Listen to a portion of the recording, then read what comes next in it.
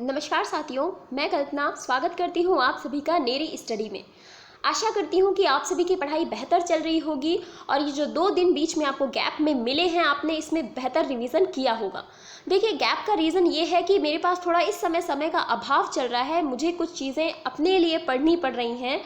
तो आप लोग प्लीज़ परेशान मत होइएगा, जितना ज़्यादा हो सकता है मैं आपके लिए बेहतर लाने का प्रयास करती हूँ। तो आप लोग जितना भी मैं लाती हूँ वीडियोस, कोई भी रिलेटेड होती हैं किसी भी टॉपिक से, आप उन्हें ज़रूर पढ़ा करें। सो स्टार्ट करते हैं आज का हमारा सेशन। ये आज का जो सेशन है वो रिलेटेड है मार्च के करंट अफेयर से, और मैं आपको बता देना चाहती हूँ कि ये पार्ट 2 है। पार्ट 1 इसका ला चुकी हूँ, तो आपने अगर पार्ट 1 अभी तक नहीं देखा है तो प्लीज़ पहले पार्ट 1 से कवर करिए। 50 क्वेश्चंस पार्ट 1 में है और लगभग 60 क्वेश्चंस आज इस पार्ट 2 में मैंने कवर किए हैं। तो मार्च के करंट अफेयर का ये रिवीजन क्लास है और आप इस क्लास को ज़रूर देखें, लास्ट तक बने रहें और वीडियो को प्लीज़ लाइक ज़रूर कर दें। तो पहले क्वेश्चन की तरफ चलते हैं। पहला क्वेश्चन कहता है कि सीआरपीएफ ने साइबर सुरक्षा और एआई के क्षेत्रों में अपने विशेष प्रशिक्षित सैनिकों को प्रशिक्षित करने के लिए किसके साथ समझौता किया है। तो यहाँ पूछ रहे हैं कि साइबर सुरक्षा और आर्टिफिशियल इंटेलिजेंस के क्षेत्र में अपने सैनिकों को प्रशिक्षित करने के लिए किसके साथ सीआरपीएफ ने समझौता किया है। ये प्रश्न आपसे पूछा जा रहा है। तो जो इसका सही उत्तर है वो है आदित्य मेहता फाउंडेशन। मैं आपका ज़्यादा समय नहीं लूँगी। क्वेश्चन का आंसर यदि आपको पता है तो आप पहले अपने आंसर को देख सकते हैं और उसके बाद मैं आंसर बता दूंगी। तो जो इसका सही आंसर है वो है आदित्य मेहता फाउंडेशन। ये इसका बिल्कुल सही आंसर हो जाता है और इसी के साथ सीआरपीएफ ने समझौता किया है। नेक्स्ट क्वेश्चन की तरफ हम चलते हैं और नेक्स्ट क्वेश्चन देखते हैं। नेक्स्ट क्वेश्चन कहता है कि फूलदेई महोत्सव कहाँ मनाया गया। मार्च के जो मंथ में ये फूलदेई महोत्सव कहाँ पर मनाया गया था। इसके ऑप्शन है हिमाचल प्रदेश, त्रिपुरा, उत्तराखंड और तमिलनाडु। तो जो इसका सही उत्तर है वो है उत्तराखंड। ये फूलदेई महोत्सव उत्तराखंड में मनाया गया था। उत्तर प्रदेश का पड़ोसी राज्य उत्तराखंड में ये फूलदेई महोत्सव मनाया गया था। और हम उत्तराखंड की बात करें तो ये उत्तर प्रदेश से अलग होकर के ही अलग राज्य एक बनाया गया था। नेक्स्ट क्वेश्चन की तरफ चलते हैं। प्रश्न संख्या 3 कहता है कि 3 माह के लिए एनक्लैड के कार्यवाहक अध्यक्ष के रूप में किसको नियुक्त किया गया है। तो ये मार्च की दृष्टि से प्रश्न इंपॉर्टेंट है, क्योंकि मार्च में ये पूछा गया था। तो आपसे पूछा जा सकता है कि मार्च में एनक्लैड के कार्यवाहक अध्यक्ष के रूप में किसे नियुक्त किया गया था। तो जो इसका सही उत्तर है वो है न्यायमूर्ति बंसीलाल भट्ट। जी हाँ, न्यायमूर्ति बंसीलाल भट्ट जी को एनक्लैड के कार्यवाहक अध्यक्ष के रूप में नियुक्त किया गया था। नेक्स्ट क्वेश्चन की तरफ चलते हैं। प्रश्न संख्या 4 कहता है कि किस खिलाड़ी को टाटा पावर का ब्रांड एम्बेसडर बनाया गया है। तो वो कौन सा खिलाड़ी है जिसको टाटा पावर का ब्रांड एम्बेसडर बनाया गया है। तो ब्रांड एम्बेसडर की अगर बात की जा रही है तो इसका सही उत्तर हो जाता है शार्दुल ठाकुर को। शार्दुल ठाकुर को टाटा पावर का ब्रांड एम्बेसडर बनाया गया है। और जिंदल स्टील वाले हैं, उन्होंने ब्रांड एम्बेसडर बनाया है ऋषभ पंत को। तो जिंदल स्टील के ऋषभ पंत हो गए और शार्दुल ठाकुर किसके हो गए, टाटा पावर ब्रांड के हो जाते हैं। नेक्स्ट क्वेश्चन की तरफ चलते हैं। प्रश्न संख्या 5 जो कि कहता है कि मुंबई सेंट्रल रेलवे स्टेशन है उसका नाम बदलकर क्या कर दिया गया है।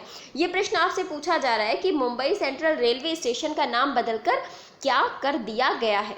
तो इसका नाम अब कर दिया गया है इसका नाम कर दिया गया है नाना शंकर सेठ सेंट्रल रेलवे स्टेशन। इस तरह से इसका नाम अब रख दिया गया है। मुंबई रेलवे स्टेशन का नाम अब होगा नाना शंकर सेठ रेलवे स्टेशन।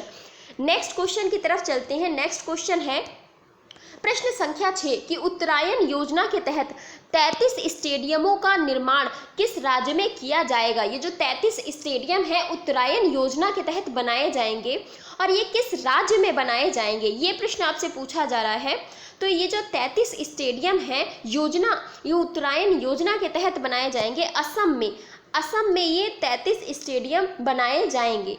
नेक्स्ट क्वेश्चन देखते हैं। असम में सर्बानंद सोनोवाल जी वहाँ के मुख्यमंत्री वर्तमान में बने हुए हैं। सेवेंथ क्वेश्चन कहता है विंग्स इंडिया 2020 एक अंतरराष्ट्रीय प्रदर्शनी और सम्मेलन किस हवाई अड्डे पर आयोजित किया गया। ये मोस्ट इंपॉर्टेंट प्रश्न है, आपसे पूछा जा सकता है कि विंग्स इंडिया 2020 ये एक इंटरनेशनल प्रदर्शनी है और एक सम्मेलन है, तो इसका आयोजन भारत के किसी हवाई अड्डे पर किया गया था। तो ये कौन सा हवाई अड्डा है? केंपेगौड़ा हवाई अड्डा, चौधरी चरण सिंह हवाई अड्डा, बेगमपेट हवाई अड्डा या बाबतपुर हवाई अड्डा। तो इसमें से जो सही उत्तर है वो है बेगमपेट हवाई अड्डा। ये इसका बिल्कुल सही उत्तर हो जाता है और ये हैदराबाद का हवाई अड्डा है। बेगमपेट हवाई अड्डा हैदराबाद का हवाई अड्डा है। केंपेगौड़ा बेंगलुरु का है। चौधरी चरण सिंह कहाँ का है? ये ऑप्शन में आप मुझे लिख करके बताएंगे कि कमेंट में कि चौधरी चरण सिंह हवाई अड्डा कहाँ पर स्थित है, और बाबतपुर ये बनारस के हवाई अड्डे को कहा जाता है। नेक्स्ट क्वेश्चन हम देखेंगे। नेक्स्ट क्वेश्चन कहता है प्रश्न संख्या 8 कि यस बैंक में सबसे ज्यादा पूंजी लगाने वाली बैंक का नाम क्या है। देखिए, यस बैंक घाटे में चली गई थी, उसके सारे ही शेयर मतलब लगभग वो बंद होने की कगार पर आ गई थी। तो ऐसी परिस्थिति में क्या हुआ कि उसको फिर से शुरू करने के लिए कई सारी बैंक्स ने, बहुत सारे लोगों ने उसमें शेयर खरीदा और उसमें अपना पैसा दिया। उसके बाद वो बैंक एक बार फिर से चलने लगी ताकि उसके जो ग्राहक हैं उन लोगों को नुकसान ना हो। तो ऐसी परिस्थिति में यस बैंक में सबसे ज़्यादा पूंजी लगाने वाली बैंक कौन सी थी? तो सारी जितनी ही बैंकें आप यहाँ पर देख रहे हैं, बैंक्स के नाम देख रहे हैं, सभी ने पैसा लगाया है, लेकिन सबसे ज़्यादा जो पैसा लगाया है वो किसने लगाया है? एसबीआई बैंक ने। एसबीआई इसका बिल्कुल सही उत्तर होता है। एसबीआई ने लगभग 45% के आसपास 45% इसमें पैसा लगाया था। तो 45% कह सकते हैं कि जो हिस्सेदारी है वो अब इसमें किसकी है? वो एसबीआई की है। तो ये देखिए लिखा हुआ है 45%, लगभग 7,250 करोड़ का निवेश किसने किया है? तो एसबीआई ने यस बैंक में 7,250 करोड़ का निवेश किया है। लगभग 45% की हिस्सेदारी अब एसबीआई के पास यस बैंक की हो जाती है। नेक्स्ट क्वेश्चन हम देखेंगे। नेक्स्ट क्वेश्चन है कि बियॉन्ड ग्लोबल समिट 2020 के तीसरे संस्करण का आयोजन कहाँ हुआ? बियॉन्ड ग्लोबल समिट 2020 के तीसरे संस्करण का आयोजन कहाँ हुआ था? तो ये आयोजन हुआ है दुबई यूएई में। दुबई यूएई संयुक्त अरब अमीरात में ये बियॉन्ड ग्लोबल समिट का 2020 के तीसरे संस्करण का आयोजन किया गया।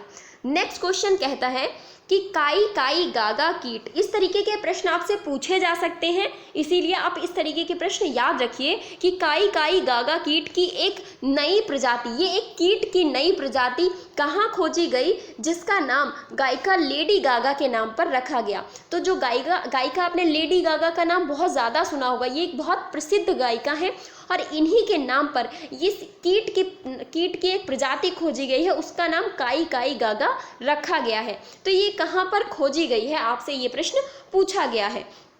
तो ये खोजी गई है निकारागुआ में। निकारागुआ में ये खोजी गई है। निकारागुआ में ये कीट की ये प्रजाति है जिसका नाम है काई गागा, ये खोजी गई है। नेक्स्ट क्वेश्चन हम देखते हैं। नेक्स्ट क्वेश्चन कहता है 11वां प्रश्न कि कहाँ के वैज्ञानिकों ने औद्योगिक प्रक्रिया ताप के लिए सौर रिसीवर ट्यूब प्रौद्योगिकी विकसित की है। सौर रिसीवर ट्यूब प्रौद्योगिकी कह रहे हैं कि कहाँ के वैज्ञानिकों के द्वारा खोजी गई है।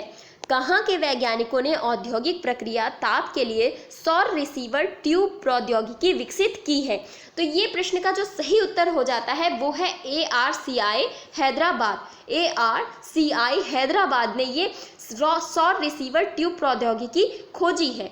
ARCI हैदराबाद। अब इसकी फुल फॉर्म देख लेते हैं। फुल फॉर्म है international advanced research centre for powder metrology and new materials. International advanced research centre for powder metallurgy, आप इसको मेटलर्जी कह सकते हैं, metallurgy and new materials. Metallurgy and new materials, इसका हेडक्वार्टर हैदराबाद में स्थित है और इसी ने ये सौर रिसीवर ट्यूब जो है इस प्रौद्योगिकी को विकसित किया है। नेक्स्ट क्वेश्चन की तरफ चलते हैं और नेक्स्ट क्वेश्चन हमारा कहता है कि रणजी ट्रॉफी 2019-20 का खिताब किसने जीता? रणजी ट्रॉफी 2019-20 का खिताब किसने जीता? और इसे आप मोस्ट इम्पॉर्टेंट प्रश्नों में रख सकते हैं। तो ये जो इस बार का खिताब है ये सौराष्ट्र टीम ने जीता है। इस बार का खिताब सौराष्ट्र टीम ने जीता है। नेक्स्ट क्वेश्चन कहता है प्रश्न संख्या 13 कि किस राज्य के अमीन गांव का नाम अभिमन्युपुर रखा गया है। किस राज्य के अमीन गांव का नाम अभिमन्युपुर रखा गया है। तो ये अभिमन्युपुर जो नया नाम रखा गया है ये अमीन गांव का रखा गया है। तो आप बस इतना बताना है आपको कि अमीन गांव कहाँ पर स्थित है। तो ये स्थित है हरियाणा में। हरियाणा के ये अमीन गांव का नाम बदलकर अभिमन्युपुर कर दिया गया है।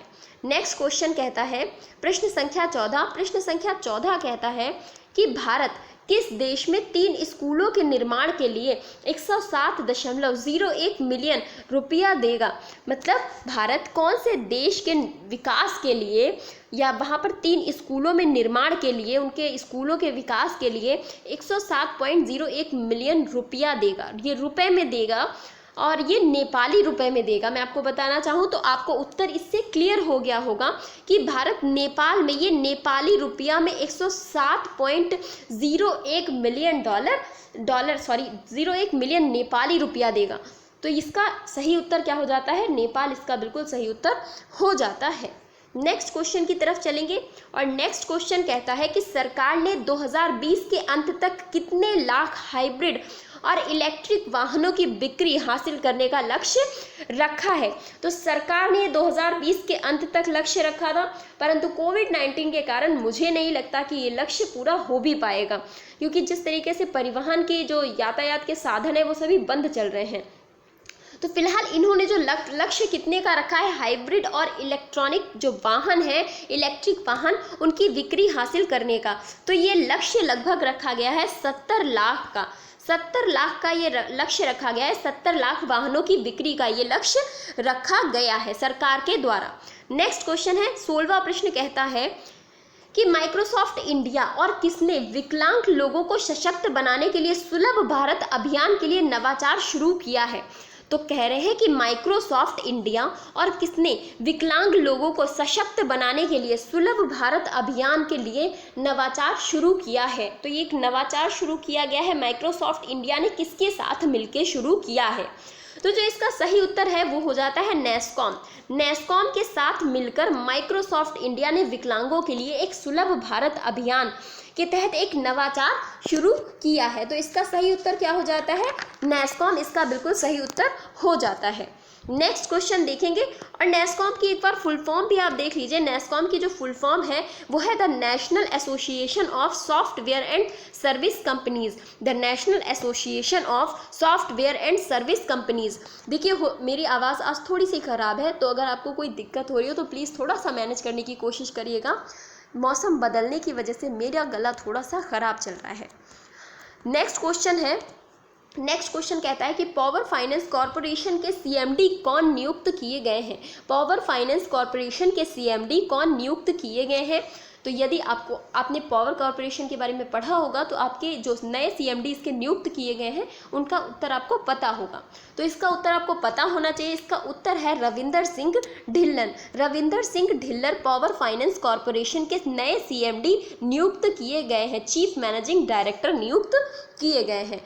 नेक्स्ट क्वेश्चन हम देखते हैं। नेक्स्ट क्वेश्चन कहता है कि इंडियन सुपर लीग में चेन्नई एफसी को हराकर तीसरी बार ट्रॉफी किसने जीती है।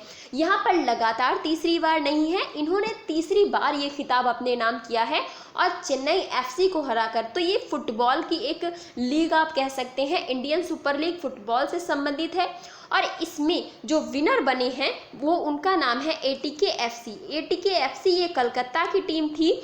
एटीके, इसको एटीके भी बोला जाता है और यही विनर बनी है। तीसरी बार इन्होंने ये ट्रॉफी जीती है और इस बार जो जीती है वो चेन्नई एफसी को हराकर जीती है। चलते हैं नेक्स्ट क्वेश्चन की तरफ। नेक्स्ट क्वेश्चन कहता है कि मध्य प्रदेश के मुख्य सचिव किसे नियुक्त किया गया। तो मार्च के महीने में इनकी नियुक्ति की गई थी मध्य प्रदेश के मुख्य सचिव के पद पर। तो ये किसे नियुक्त किया गया है। तो जो इसका सही उत्तर है वो है एम गोपाल रेड्डी। एम गोपाल रेड्डी। और अगर आपको मध्य प्रदेश से संबंधित कुछ भी महत्वपूर्ण तथ्य पढ़ने हैं तो आप मध्य प्रदेश स्पेशल मेरा वीडियो ज़रूर देख सकते हैं। नेक्स्ट क्वेश्चन की तरफ चलते हैं। प्रश्न संख्या 20 कहता है कि ईसीआई ने हृदेश कुमार को किस राज्य का नया मुख्य निर्वाचन आयुक्त नियुक्त किया है? इलेक्शन कमीशन ऑफ इंडिया जो है उसने हृदय कुमार को किस राज्य का नया मुख्य निर्वाचन आयुक्त नियुक्त किया है? तो ये प्रश्न आपके लिए मोस्ट इम्पॉर्टेंट है, क्योंकि ये जो नए मुख्य निर्वाचन आयुक्त बने हैं ये जम्मू कश्मीर के नए मुख्य निर्वाचन आयुक्त बने हैं। इनका नाम है हृदय कुमार। नेक्स्ट क्वेश्चन कहता है कि सार्क राष्ट्रों में कोविड-19 के लिए भारत ने कितने मिलियन डॉलर की पेशकश की है? तो जितने भी सार्क कंट्रीज थे उन्होंने मिलकर एक कोविड-19 के लिए एक आप कह सकते हैं एक धन कोष बनाया, जिसमें वो दान करेंगे ताकि जो भी सार्क कंट्रीज हैं वहाँ के लोग कोविड-19 से लड़ने के लिए उस पैसे का इस्तेमाल कर सकें। तो इसमें भारत ने कितने का अनुदान या योगदान दिया है? तो भारत ने जो योगदान दिया है वो दिया है 10 मिलियन डॉलर का, 10 मिलियन डॉलर का। और इसमें बाद में ये भी खबर निकल के आई कि तब पाकिस्तान ने अंत तक कुछ भी नहीं दिया था, फिर बाद में शायद पाकिस्तान ने भी कुछ अनुदान किया था, लेकिन बहुत ही कम राशि थी। और भी कंट्रीज जो सार्क की थी उन्होंने भी अपनी तरफ से अनुदान इसमें दिया था, लेकिन भारत ने कितना दिया? तो भारत ने 10 मिलियन डॉलर इसमें दिए थे। नेक्स्ट क्वेश्चन है प्रश्न संख्या 22 कि प्रश्न संख्या 22 कहता है कि महाराष्ट्र में मांडवा से भूपाधिका तक रोपैक्स सेवा का उद्घाटन किसने किया? महाराष्ट्र में मांडवा से भूपाधिका तक रोपैक्स सेवा का उद्घाटन किसने किया? तो ये रोपैक्स सेवा आप जल मार्ग से संबंधित होती है, और ये जो उद्घाटन किया है तो हमारे जो जल परिवहन मंत्री जो रहे होंगे उन्हीं के द्वारा किया गया होगा। तो मनसुख मंडाविया जी के द्वारा ये किया गया है। मनसुख मंडाविया इसका बिल्कुल सही उत्तर हो जाता है। तो मांडवा से भूपाधिका तक महाराष्ट्र में ये रोपैक्स सेवा शुरू की गई है मनसुख मंडाविया जी के द्वारा। नेक्स्ट क्वेश्चन हम देखते हैं प्रश्न संख्या 23 कहता है कि किसने एगॉन लाइफ इंश्योरेंस के साथ मिलकर quick access life insurance policy बेची? किसने एगॉन लाइफ इंश्योरेंस के साथ मिलकर quick access life insurance policy बेची है? तो जो इसका सही उत्तर हो जाता है वो है फ्लिपकार्ट। फ्लिपकार्ट ने एगॉन लाइफ इंश्योरेंस के साथ मिलकर quick access life insurance policy बेची है।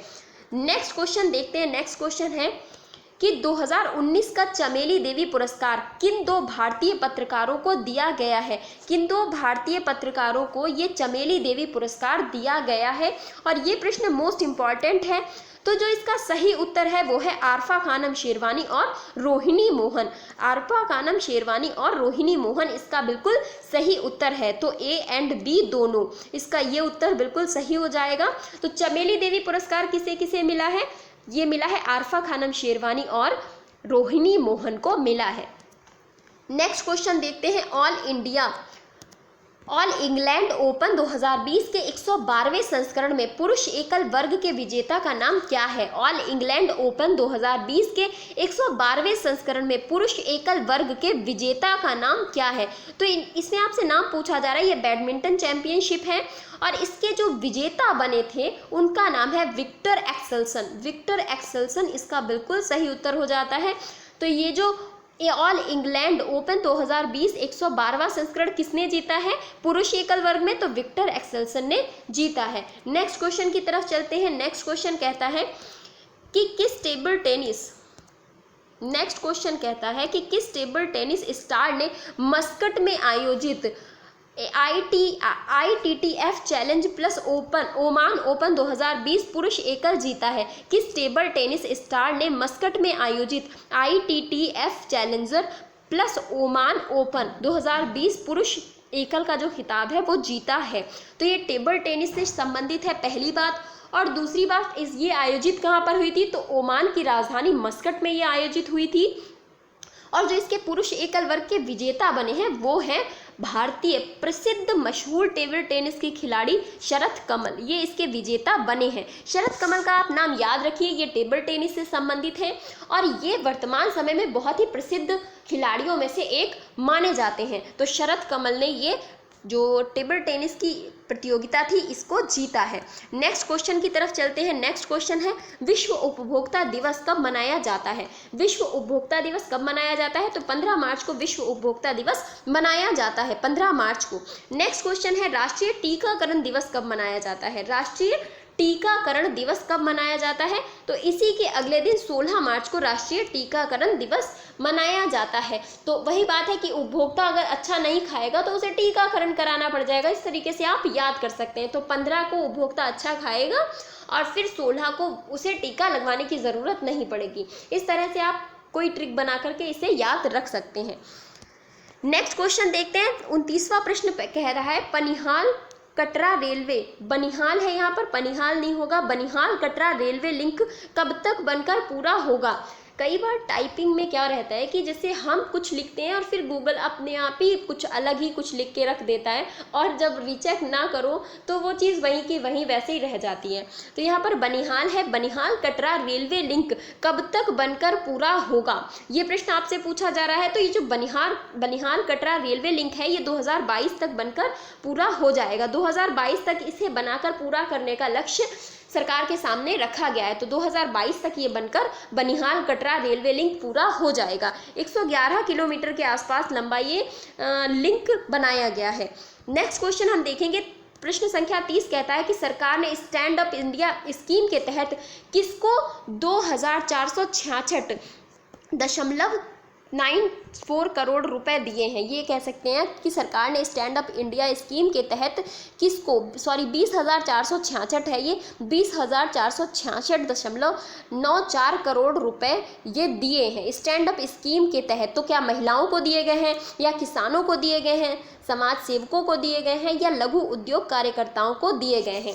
तो ये अनुदान आप देख रहे हैं, ये राशि आप देख रहे हैं, ये महिलाओं को दी गई है सरकार के द्वारा स्टैंड अप इंडिया स्कीम के तहत, ताकि महिलाएं भी अपने पैरों पर खड़ी हो सकें और कुछ कार्य कर सकें जो भी वो करना चाहती हैं। स्टैंड अप इंडिया स्कीम के तहत ये अनुदान दिया गया है महिलाओं के लिए। नेक्स्ट क्वेश्चन की तरफ चलते हैं। प्रश्न संख्या 31 कहता है कि कोविड-19 के प्रकोप के कारण किस देश ने सबसे पहले अपना वित्तीय बाजार बंद कर दिया था? जिस तरीके से आप देख रहे हैं लॉकडाउन, जिसमें ना बाजार खुल रहे थे। जब स्टार्टिंग में भारत में लॉकडाउन हुआ था तो आपको स्थिति पता थी कि कैसी थी, कोई शॉप्स नहीं खुल रही थी, बाजार नहीं खुल रहे थे, सब ऑफिस सब कुछ बंद था। तो ऐसा सबसे पहले किसने किया था कि सबसे पहले किसने अपना वित्तीय बाजार बंद कर दिया था? वो कौन सा देश था? तो जिसने सबसे पहले किया वो हमारे लिए इम्पॉर्टेंट बन जाता है। तो सबसे पहले ये करने वाला देश था फिलीपींस। जी हाँ, फिलीपींस इसका बिल्कुल सही उत्तर है। इसकी जो कैपिटल है वो है मनीला, फिलीपींस की मनीला कैपिटल है। और फिलीपींस ये पहला ऐसा देश था जिसने अपना वित्तीय बाजार सबसे पहले बंद कर दिया था कोविड-19 के कारण, और बहुत स्टार्टिंग में मार्च के आसपास ही इसने अपना बाजार बंद कर दिया था। नेक्स्ट क्वेश्चन हम देखेंगे। नेक्स्ट क्वेश्चन कहता है कि आरबीआई ने एलटीआरओ के माध्यम से कितने करोड़ रुपए जे आसव के साथ साथ डॉलर स्वैप विंडो खोली है? आरबीआई ने एलटीआरओ के माध्यम से कितने करोड़ जे आसव के साथ साथ डॉलर स्वैप विंडो खोली है? तो इसमें आपसे पूछ रहे हैं कितने करोड़ का एलटीआरओ ने रखा है इसमें।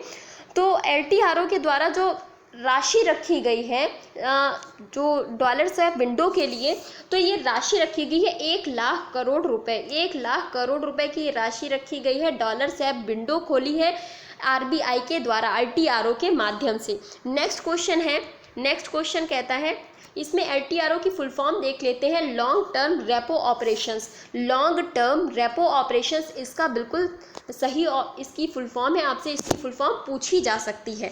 नेक्स्ट क्वेश्चन कहता है कि साइबर सुरक्षा कार्यक्रमों में अनुसंधान के लिए L&T टेक्नोलॉजी सर्विसेज ने किसके साथ MOU हस्ताक्षरित किया है? साइबर सुरक्षा कार्यक्रमों में अनुसंधान के लिए L&T Larsen and Toubro technologies services ने किसके साथ MOU हस्ताक्षरित किया है? तो ये MOU हस्ताक्षरित किया है साइबर सुरक्षा के लिए IIT कानपुर के साथ में। याद रखिएगा, जो साइबर सुरक्षा से संबंधित MOU साइन किया गया है, किसके साथ साइन किया गया है? IIT कानपुर के साथ में ये साइन किया गया है। नेक्स्ट क्वेश्चन की तरफ चलते हैं। नेक्स्ट क्वेश्चन कहता है कि अदनान अल जुर्फी को किस देश के प्रधानमंत्री पद के लिए नामित किया गया है? इनको चयनित नहीं किया गया है, इनको नामित किया गया है। तो अदनान अल जुर्फी को किस देश के प्रधानमंत्री पद के लिए नामित किया गया है? तो ये देश है इराक। इराक के पीएम पद के लिए इनको नामित किया गया है। तो इनका नाम क्या हो जाता है? अदनान अल जुर्फी इनका नाम हो जाता है। नेक्स्ट क्वेश्चन हम देखेंगे। नेक्स्ट क्वेश्चन है भारत के पूर्व न्यायाधीश जिनको राज्यसभा के लिए नामित किया गया है। और ये प्रश्न आपके लिए बहुत ही ज़्यादा इम्पॉर्टेंट है कि भारत के वो कौन से पूर्व न्यायाधीश हैं जो पहले तो न्यायाधीश थे, मुख्य न्यायाधीश थे, पर अब उनको बाद में राज्यसभा के लिए नामित कर दिया गया है। तो ये है रंजन गोगोई। रंजन गोगोई जी को राज्यसभा में नामित किया गया है। राष्ट्रपति राज्यसभा में नामित करता है 12 सदस्यों को, तो रंजन गोगोई जी उनमें से एक है। और इनको नामित करने के बाद काफ़ी सारे विवाद बने रहे और लोगों ने पूछा कि वो कौन सा आधार है जिनके आधार पर रंजन गोगोई जी को राज्यसभा में नामित किया गया है। और ये रंजन गोगोई वही हैं जिन्होंने कई बड़े बड़े फैसले, जैसे अयोध्या पर फैसला, 3 तलाक का मुद्दा, इस तरीकों पर इस तरीके के जो आप कह सकते हैं जो मामले थे, अटके हुए थे इतने दिनों से, उस पर इन्होंने अपने फैसले दिए हैं। तो रंजन गोगोई जी बहुत ही फेमस व्यक्ति रहे हैं जिन्होंने बहुत बड़े बड़े फैसले सुनाए हैं। तो इनको राज्यसभा में राष्ट्रपति के द्वारा नामित किया गया है। नेक्स्ट क्वेश्चन हम देखते हैं। प्रश्न संख्या 36 कहता है कि एसबीआई ने कितने प्रतिशत जीरो मास प्राइवेट लिमिटेड में हिस्सेदारी का अधिग्रहण किया है? एसबीआई ने, स्टेट बैंक ऑफ इंडिया ने कितने % जीरो मास प्राइवेट लिमिटेड में हिस्सेदारी का अधिग्रहण किया है? तो ये जो हिस्सेदारी है ये लगभग 6.83% हिस्सेदारी का 6.83% हिस्सेदारी ये अधिग्रहण की गई है एसबीआई के द्वारा जीरो मास प्राइवेट लिमिटेड में। नेक्स्ट क्वेश्चन कहता है कि दुर्घटनाओं के दौरान तेजी से रक्त की कमी को रोकने के लिए किसने स्टार्च आधारित हेमोस्टेट सामग्री विकसित की है? मोस्ट इंपॉर्टेंट प्रश्न है, आपसे पूछा जा सकता है। हेमोस्टेट सामग्री पहली बात तो क्या है? तो ये तेजी से रक्त की कमी को रोकने के लिए एक स्टार्च आधारित प्रक्रिया है। और ये किसके द्वारा विकसित की गई है? तो ये जो विकसित की गई है institute of nano science and technology, institute of nano science and technology के द्वारा ये विकसित की गई है। Institute of nano science and technology के द्वारा ये विकसित की गई है। नेक्स्ट क्वेश्चन है कि माय एनकाउंटर्स इन पार्लियामेंट ये किसकी पुस्तक है? ये मार्च माह में प्रकाशित हुई थी। माय एनकाउंटर्स इन पार्लियामेंट ये किसकी पुस्तक है? बस आपको इतना इसका उत्तर बताना है।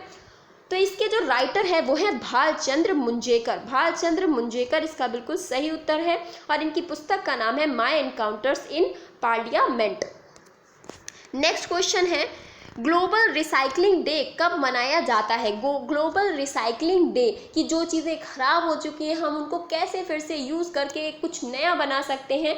तो ग्लोबल रिसाइकलिंग डे कब मनाया जाता है? तो ये मनाया जाता है 18 मार्च को। 18 मार्च को हम ग्लोबल रिसाइकलिंग डे के रूप में मनाते हैं। नेक्स्ट क्वेश्चन है सार्वजनिक संपत्ति। मोस्ट इंपॉर्टेंट प्रश्न है ये वाला कि सार्वजनिक संपत्ति अध्यादेश 2020 को नुकसान की वसूली किस राज्य द्वारा मंजूरी दी गई है? इसको सार्वजनिक संपत्ति अध्यादेश 2020 को नुकसान की वसूली किस राज्य द्वारा मंजूरी दी गई है?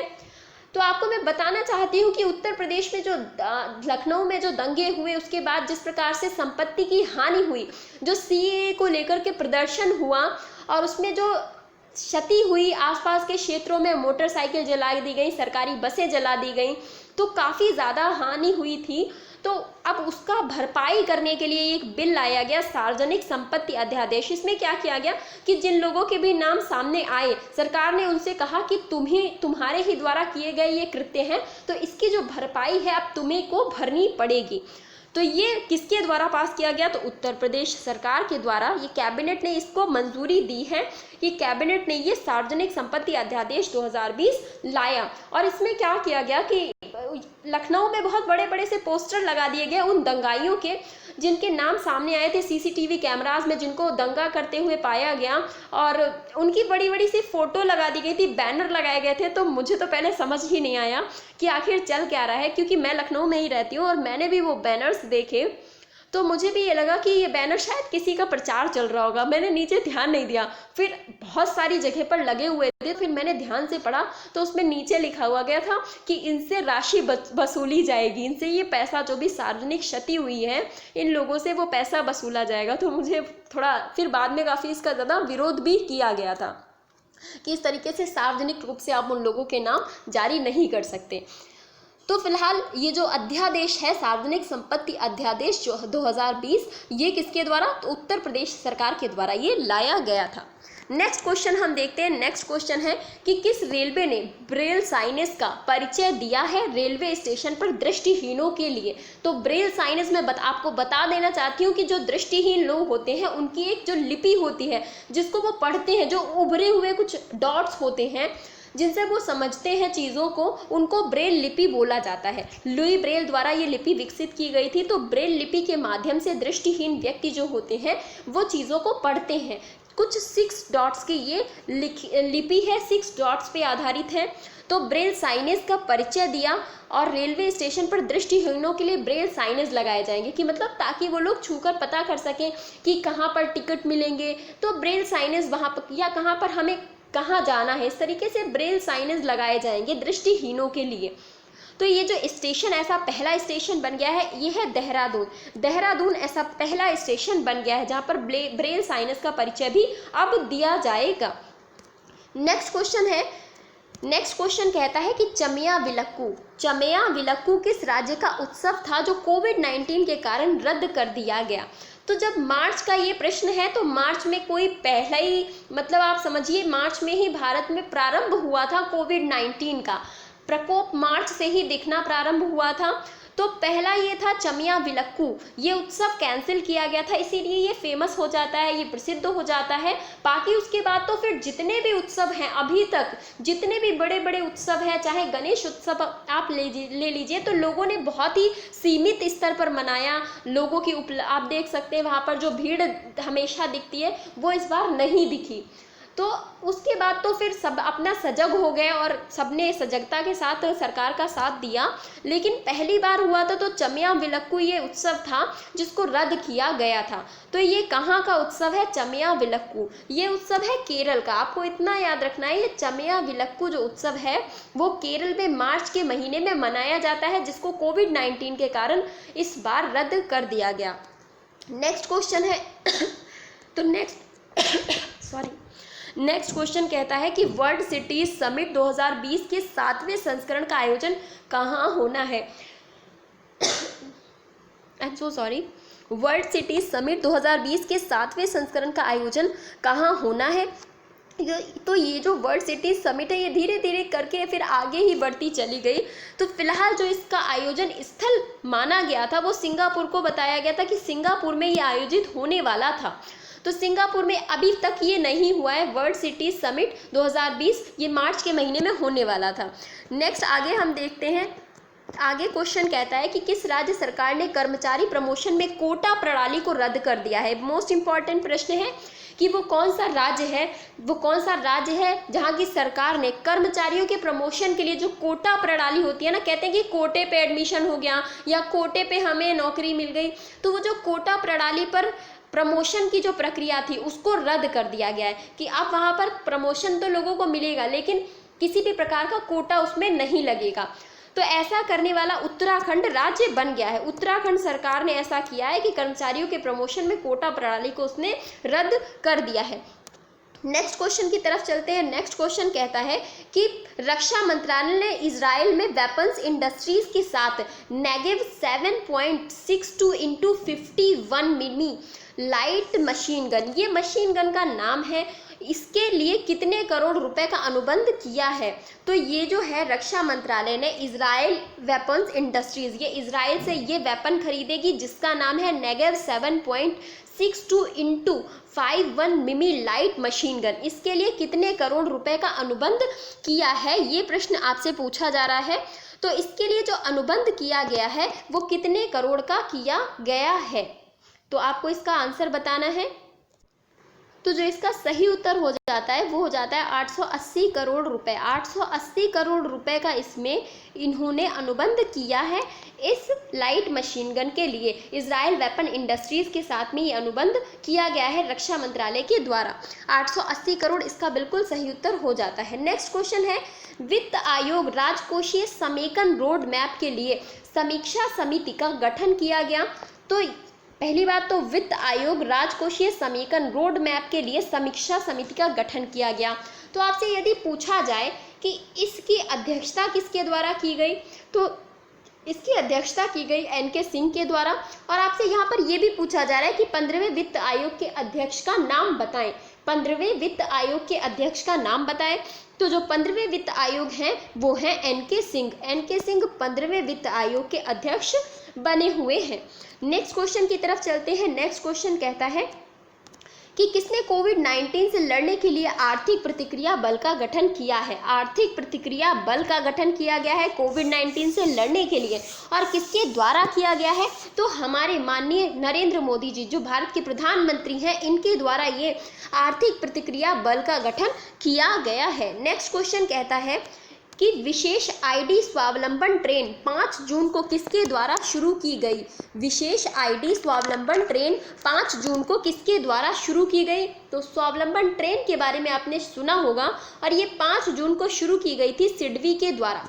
सिडबी के द्वारा ये 5 जून को शुरू की गई थी। सिडबी की फुल फॉर्म देख लेते हैं। सिडबी की फुल फॉर्म है small industries development bank of India. Small industries development bank of India, और ये सिडबी के द्वारा शुरू की गई स्वावलंबन ट्रेन है। नेक्स्ट क्वेश्चन है कि किसके द्वारा कोविड-19 के मरीजों के लिए कोविड-19 प्रोटेक्शन पेंशन कवर निकाला गया है। तो जब कोविड-19 बीमारी आई तो उसके बाद कई सारी कंपनीज ने नए नए बीमा पॉलिसीज लागू किए, पेंशन कवर निकाले। तो ये पूछ रहे हैं कोविड-19 पेंशन कवर किसके द्वारा, प्रोटेक्शन पेंशन कवर किसके द्वारा निकाला गया। तो जो इसका सही उत्तर है वो है ICICI Lombard. ICICI Lombard company के द्वारा ये कोविड-19 प्रोटेक्शन पेंशन कवर निकाला गया है कोविड-19 के मरीजों के लिए। नेक्स्ट क्वेश्चन है 50वां प्रश्न है कि किस भारतीय पर्वतारोही का नाम लिम्का बुक ऑफ रिकॉर्ड्स में दर्ज हुआ है। मोस्ट इंपॉर्टेंट प्रश्न है कि लिम्का बुक ऑफ रिकॉर्ड्स में किस भारतीय पर्वतारोही का नाम शामिल किया गया है, और इसका सही उत्तर हो जाता है सत्यरूप सिद्धांत का। सत्यरूप सिद्धांत का नाम इसमें शामिल किया गया है। इनके बारे में अगर हम कुछ देखना चाहें तो ये 37 वर्षीय हैं सत्यरूप सिद्धांत जी। 37 वर्ष के हैं और कलकत्ता से बिलोंग करते हैं। कोलकाता जिसको वर्तमान में कहते हैं पश्चिम बंगाल में।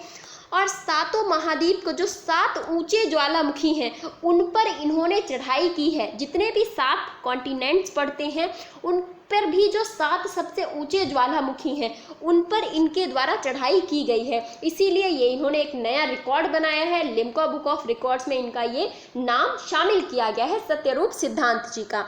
37 वर्ष इनकी आयु है। नेक्स्ट क्वेश्चन कहता है आरबीआई ने किनको यस बैंक में अतिरिक्त निदेशक पद पर नियुक्त किया है। आरबीआई ने किनको यस बैंक में अतिरिक्त निदेशक के पद पर नियुक्त किया है। तो इनका नाम है जो इनका नाम है अनंत गोपाल कृष्णन और आर गांधी। अनंत गोपाल कृष्णन और आर गांधी को आरबीआई ने अतिरिक्त निदेशक के पद पर यस बैंक में नियुक्त किया है। तो क्या नाम है, अनंत गोपाल कृष्णन और आर गांधी। तो मार्च महीने में ही ये सारा यस बैंक का खेल हुआ था। उसके बाद यस बैंक की पूरी काया पलट कर दी गई। नेक्स्ट क्वेश्चन है कि माई गॉव कोरोना हेल्प डेस्क कहाँ पर लॉन्च किया गया। माई गॉव कोरोना हेल्प डेस्क कहाँ पर लॉन्च किया गया।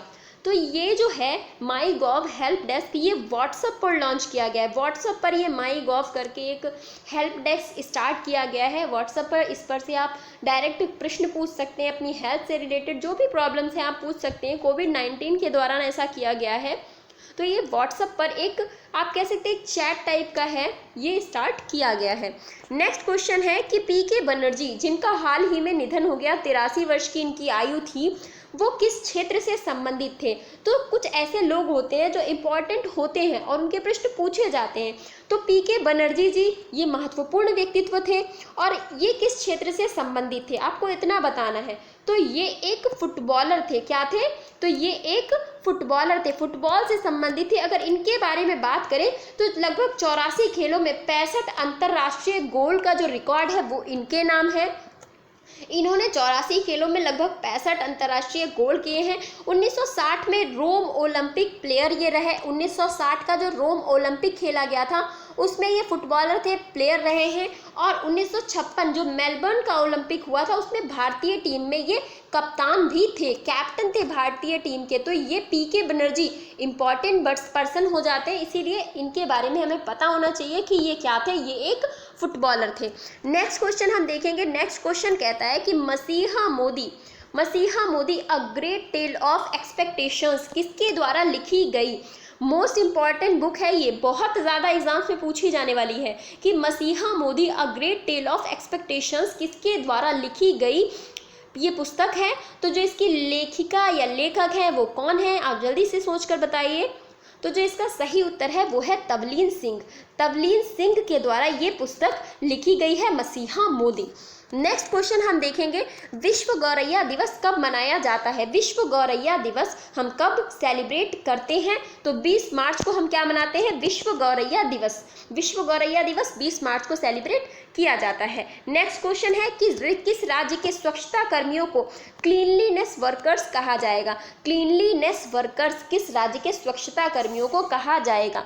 तो इन्होंने वहाँ के जो स्वच्छता कर्मी थे उनको थोड़ा सा सम्मान देने के लिए, थोड़ा सा अलग महसूस कराने के लिए उनको क्लीनलीनेस वर्कर्स नाम दे दिया है और ऐसा करने वाला तमिलनाडु राज्य बन गया है। तमिलनाडु के वर्कर्स को ऐसा कहा जाएगा। नेक्स्ट क्वेश्चन देखते हैं कि किस भारतीय महिला अंपायरों का नाम आईसीसी ने विकास अंपायरों के अंतर्राष्ट्रीय पैनल में दर्ज किया है? तो इंटरनेशनल पैनल में इनको आईसीसी के दर्ज किया गया है। ये महिला एम्पायर है और ऐसा पहली बार हुआ है। तो इनका नाम आपसे पूछा जा सकता है और बहुत इम्पॉर्टेंट है ये प्रश्न। तो इनका नाम है जननी नारायण और वृंदा राठी। बी और सी दोनों सही हैं, जननी नारायण और वृंदा राठी। ये 2 अंपायर हैं जिनको आईसीसी के इंटरनेशनल पैनल में शामिल किया गया है। नेक्स्ट क्वेश्चन है, all rounder cricketer Andrew Malcolm Ellis ने क्रिकेट से संन्यास की घोषणा की है। ये किस देश के खिलाड़ी थे? तो आपको पता होना चाहिए जो all rounder cricketer Andrew Malcolm Ellis हैं ये कौन से देश के खिलाड़ी थे। इन्होंने संन्यास की घोषणा कर दी क्रिकेट से। तो ये जो खिलाड़ी थे वो न्यूजीलैंड के खिलाड़ी थे। बहुत ही खतरनाक टीम है न्यूजीलैंड की। भारत के साथ हमेशा रिकॉर्ड खराब ही रहा है कि भारत अधिकतर हारता ही है न्यूजीलैंड से, और इस बार भी वर्ल्ड कप में लगभग वही हुआ। तो न्यूजीलैंड के ये खिलाड़ी रहे हैं Andrew Malcolm Ellis. Next question हम देखते हैं। नेक्स्ट क्वेश्चन है कि United Nations World Happiness Index में भारत किस स्थान पर रहा है? United Nations World Happiness Index, विश्व खुशहाली सूचकांक ये जो है इसमें भारत की आपसे रैंक पूछी जा रही है। तो भारत की इस बार की जो रैंक है वो है 144। भारत 144वें स्थान पर रहा है। तो आप देख सकते हैं कि प्रदर्शन कितना ही ज़्यादा खराब है। भारत के लोग खुश भी नहीं हैं। खुशहाली इंडेक्स में भी हम लोग एकदम पीछे हैं। और वैसे देखा जाए तो भारतीय लोग सब हर चीज़ पर मजाक बना लेंगे, हर चीज़ का मजाक बनाकर रख देते हैं, लेकिन फिर भी खुश वो नहीं है। टॉप पर कौन सा देश है? तो टॉप पर है फिनलैंड। एक छोटा सा देश है और इसकी जो सबसे बड़ी चीज़ है यहाँ की जनसंख्या बहुत ज़्यादा नहीं है, इसलिए यहाँ की सरकार जितनी भी जनसंख्या है उसके लिए बेहतर कर सकती है। और भारत की जनसंख्या इतनी ज़्यादा है कि भारत के पास उतने सारे रिसोर्सेज नहीं है कि बहुत अच्छा सबके लिए किया जा सके। सेकंड नंबर पर डेनमार्क है, थर्ड पर स्विट्जरलैंड है और लास्ट है अफगानिस्तान। अफगानिस्तान की स्थिति बहुत ही ज़्यादा खराब है। अंतिम स्थान पर अफगानिस्तान को रखा गया है। लगभग 156 कंट्रीज़ इसमें शामिल थे। 156 कंट्रीज़ इस इंडेक्स में शामिल किए गए थे। नेक्स्ट क्वेश्चन देखेंगे कि भारत की पहली वैश्विक हाइपरलूप पॉड प्रतियोगिता किस आईआईटी द्वारा आयोजित की जाएगी? भारत की पहली वैश्विक हाइपरलूप पॉड प्रतियोगिता किस आईआईटी द्वारा आयोजित की जाएगी? तो ये विश्व की पहली वैश्विक है, तो ये इम्पॉर्टेंट है। आईआईटी मद्रास के द्वारा भारत की पहली वैश्विक हाइपरलूप पॉड प्रतियोगिता शुरू की जाएगी और आईआईटी मद्रास आपको पता है। नेक्स्ट क्वेश्चन 61वां प्रश्न कहता है कि श्रीलंका की ओर से सार्क कोरोना फंड में कितने मिलियन डॉलर का योगदान दिया गया? श्रीलंका की ओर से सार्क कोरोना फंड में कितने मिलियन, ये वही कोरोना फंड है सार्क का जिसमें भारत ने 10 मिलियन डॉलर दिए थे। कितने? 10 मिलियन डॉलर दिए थे। आपसे पूछ रहे हैं कि श्रीलंका ने कितने मिलियन डॉलर दिए हैं? तो श्रीलंका ने इसमें 5 मिलियन डॉलर का अनुदान दिया है। भारत से 5 मिलियन डॉलर का अनुदान श्रीलंका के द्वारा ये सार्क कोविड-19 का जो फंड था उसमें दिया गया है। और ये आज का हमारा अंतिम प्रश्न था। तो ये मार्च का जितना भी करंट अफेयर है इस वीडियो के माध्यम से कवर हो गया है। इसके बाद मैं अप्रैल का करंट अफेयर का रिवीजन वीडियो आपके लिए लेकर के आऊँगी और कोशिश करूँगी कि इस बार वीडियो एक ही पार्ट में पूरा कवर हो जाए। थोड़ा समय का अभाव रहता है इस समय मेरे पास, तो वीडियोज़ बहुत जल्दी मैं नहीं ला पा रही हूँ। कोशिश करूँगी कि मैं थोड़ी पंक्चुअलिटी दिखा सकूँ और आप लोग भी थोड़ा मदद करिए, थोड़ा शेयर करिए, जिससे मेरा मनोबल बढ़ता रहे और मैं अच्छे से अच्छा कंटेंट आपके लिए ला सकूं। सो वीडियो को प्लीज़, इस वीडियो को शेयर ज़रूर करिएगा। Thank you so much.